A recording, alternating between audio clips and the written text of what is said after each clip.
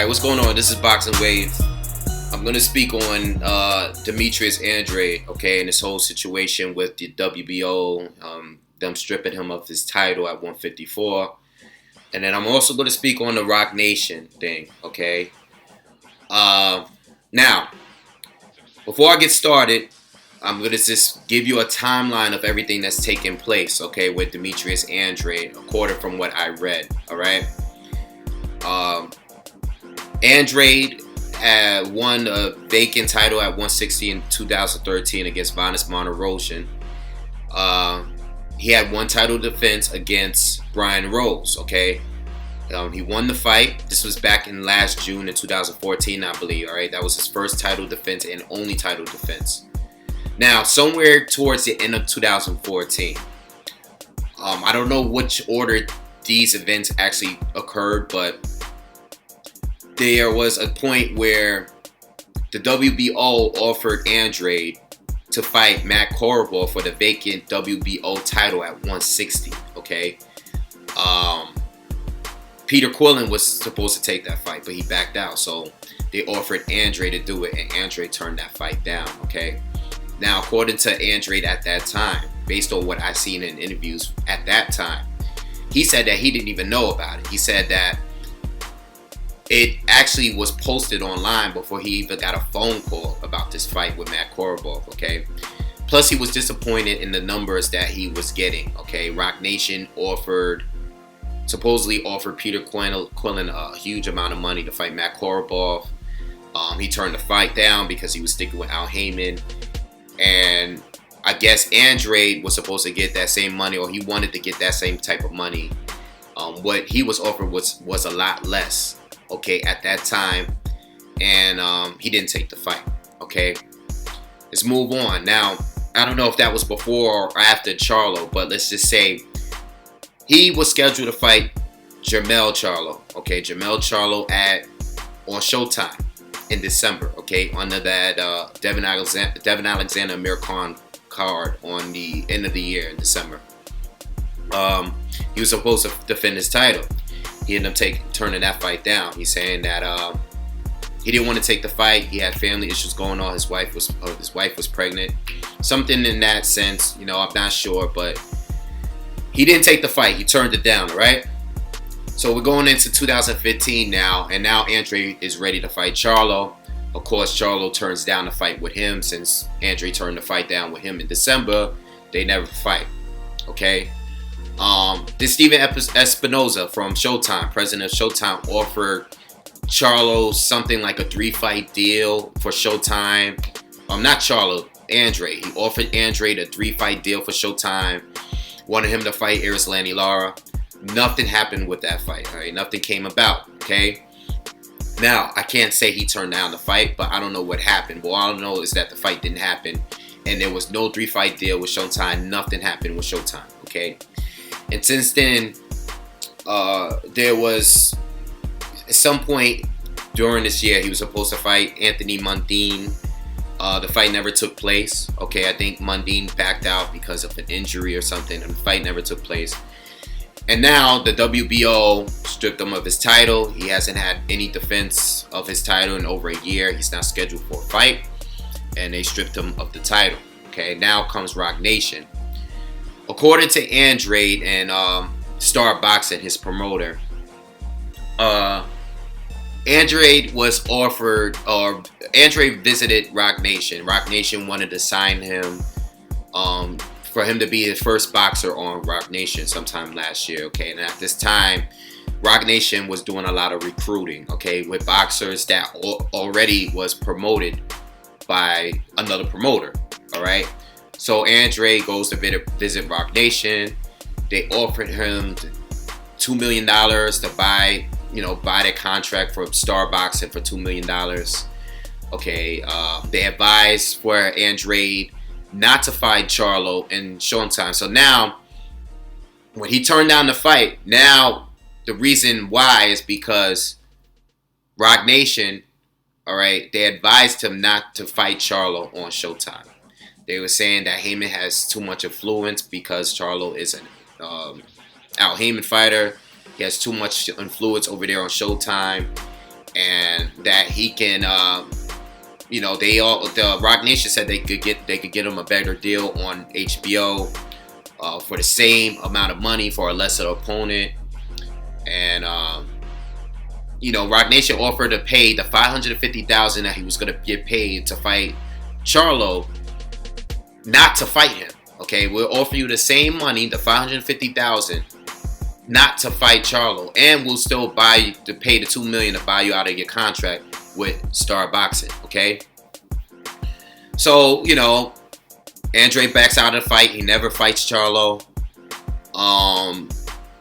And then they meet up in New York in Rock Nation's headquarters, and Rock Nation, say that they're gonna pay him the money, and they never paid him the money. Okay, and according to Rock Nation, they said they never offered or they never had any interest in signing Demetrius Andrade. Okay, now it's a messy situation. All right, it's messy because, first of all, I really don't know where to begin. Because my thing is this, right? I'm not a lawyer or anything, right? So I really don't know how it works. But my thing is, for you to turn down Showtime in a 3-fight deal, all right? Turn down a fight with Jermell Charlo, rising star at 154, okay? For you to turn down that fight, turn down the money that they were going to pay you, turn down a 3-fight deal, all right? Turn down everything that had any relations with Showtime. At least have your money up front for you can not take the fight but still get paid like they told you they would do. For you to turn down all of that and get no money out of it, and for Rock Nation to go back and say, listen, we never said anything. We never had any serious interest in Demetrius Andrade to begin with. It's crazy. I just find it really crazy how you could put that much trust into a promoter that's never promoted in the sport of boxing before. It's insane to me. And it's sad because if it is true, and I believe, I don't know what to believe. I'm sure there's some truth into it. I'm sure Rock Nation might have had some kind of influence for him to turn out all of those fights. But my thing is this, there's a few things that I read in there I didn't like, all right? First of all, the whole we can give you paid the same amount of money and fighting a lesser opponent thing. I didn't like that when I read that, because I thought Jermell Charlo is a good fight, a good guy to have on your resume. Charlo went on to beat Ronis Martirosyan. Not as impressive as Demetrius Andrade did, but he went on to beat him, and I believe, I'm not sure, but maybe one of them are fighting on the Mayweather's card. I don't know, who cares? It's neither here or there, but it's a good fight. It's a guy that you will want to have on your resume. And all this time, since Charlo has won the title, I've seen him in interviews say things like, well, I'm the champion. These guys should be wanting to face me. They should be wanting to face me. And it's like, I understand where you're coming from. But everybody wants to face Canelo. Canelo is the guy at 154. He's the pay-per-view fighter. He's the bigger name. People are chasing him. They're not really chasing you because you have a title. You might be a more difficult fighter to beat, and you're not bringing in the money like they would in a Canelo fight. That's just the way the sport is now. So even though you're the champ, you still should be trying to get good fights. You can't just be sitting back thinking, well, now that I'm the champ, these guys should start coming to fight me, because I'm the champ. You should fight me, not Canelo or any of these other guys. All right. As far as the WBO being stripping him, I don't know if I could say it's unfair because he turned down opportunities. Okay, he could have fought, and he would have to prove to the WBO, all right, listen, I didn't fight in a year, but this happened, X, Y, and Z happened. You turned down multiple fights. You turned down the fight with Matt Carpel. You turned down the fight with Charlo. Okay, Showtime offered you a fight with Lara and a 3-fight deal. You turned that down too because you were being advised by Rock Nation. Now we understand what Rock Nation did, but that has nothing to do with the WBO. The WBO is looking at it. We don't care. We don't care how Rock Nation influenced you. The fact of the matter is, you haven't fought in over a year. And you don't even have any fights scheduled. You know, and they warned him, and he doesn't have any fights scheduled. He has nothing lined up. Like, you got to at least give them something. Give them a reason for them to not strip you of the title. You're not fighting, you know? And it's a messed up situation because if you look at the WBO rankings, Canelo is right there. And you know, not for nothing, but why wasn't it mandatory for the WBO? Why did they make it mandatory for Canelo to fight Andrade? All right, instead of stripping the man of his title, why don't he fight his mandatory, the guy that's the #1 contender, which is Canelo Alvarez? Why didn't that fight happen? You know, Canelo went on to fight James Kirkland, but why is Canelo still ranked #1 contender at the WBO? First of all, if he's fighting above the weight limit multiple times, what is his last 2-3 fights since he's been fighting at 155? So why is he still ranked? And because he is still ranked, why not make that a mandatory match? You know, because Canelo is the #1 contender at the WBO, all right? So I do have issues with the WBO, but at the same time, I've seen that Andrade did turn down multiple fights leading up to, you know, even fights at the WBO, whether or not he wanted to take them or not. A fight with Korobov, I think a fight that he should have taken, but he didn't take it because he wasn't getting the money that Peter Quillin was getting. That's a fight I thought he should have taken, all right? But he turned it down. He turned other fights down, and now they strip you of your title. As far as Rock Nation, it's a messed up situation, but I think something needed to be secured in order for you to make those kind of decisions. All right, and I always question Andrade's guidance, because it just seemed like there was so many contradictions in his interviews. You know, one day he's calling out Charlo, and then when he gets to fight, he's backing out of the fights. You know, I didn't know what direction he wanted to go, and I felt like he wasn't saying everything. And now we see that he wasn't saying everything.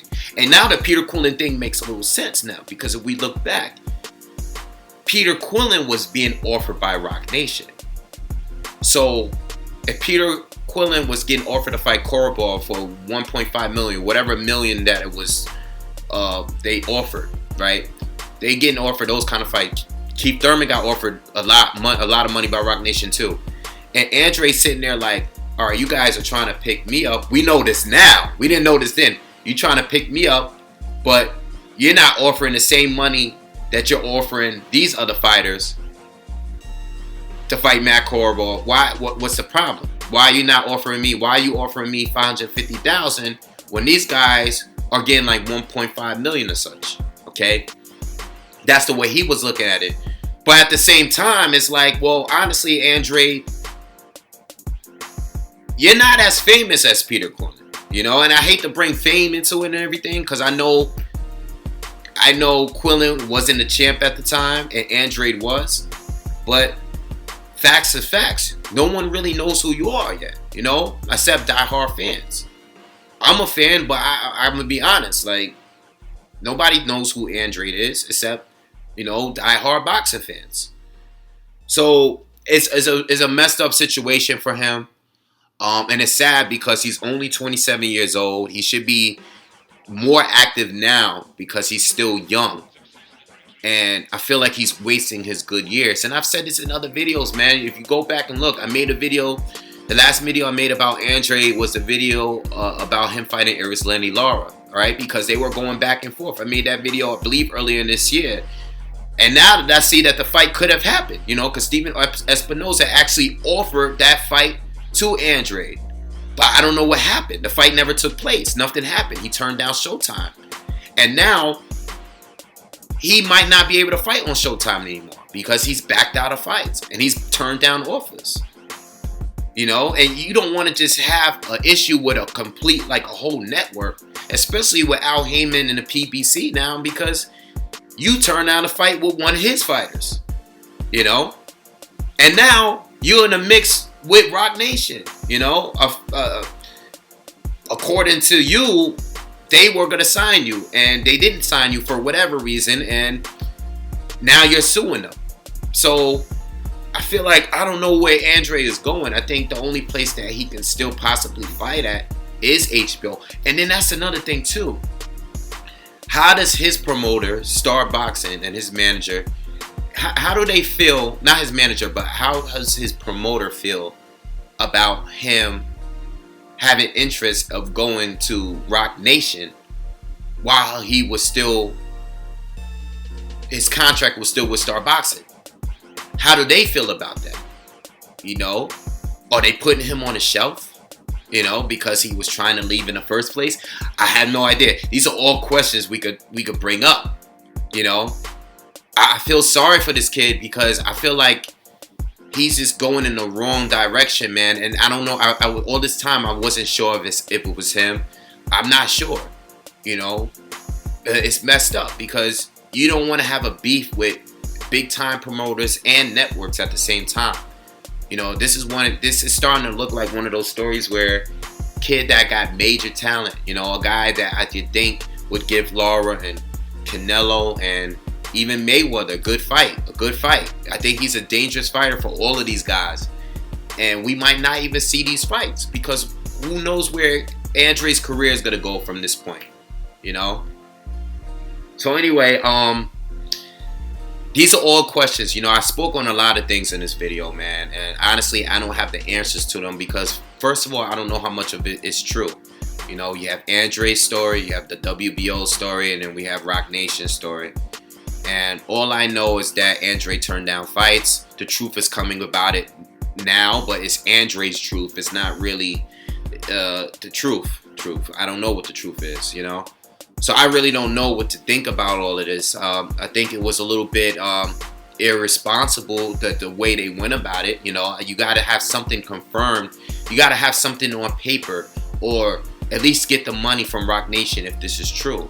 You know, don't just, you know, I'm not a lawyer. I don't know if they're allowed to pay him before he gets out of the contract. I don't know what, but when you offer someone that kind of money, all right, and you tell them and you advise them to get out of a fight like that, you got to get something in return to hold you over, you know?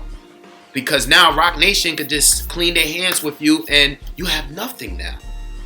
And this kid is talented. It's just like a waste.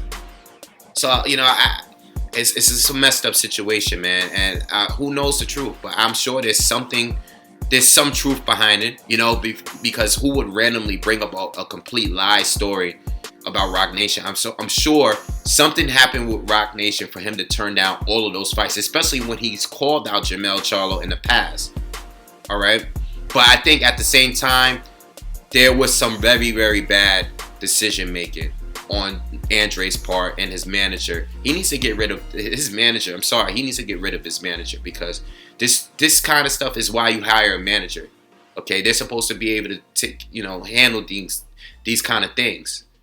And he was steered right into the wrong direction when it came to everything. And now he's stuck with nothing. Nobody to fight. No title. Nothing. He's back at stage 1 in his career. All right. So let me know what you guys think. Leave comments. And, you know, I spoke on a lot as far as the title and Rock Nation and his career. I remember everything that took place because I've made videos on Andrade before. So I actually remembered a lot of things. But it's just a real messy situation. I'm sorry for making it so long, but I was trying to bring up all the questions that needed to be answered when it came to the situation. You know, who knows what really happened, all right? So I was just bringing up different scenarios or whatever. But anyway, make sure you subscribe. Peace.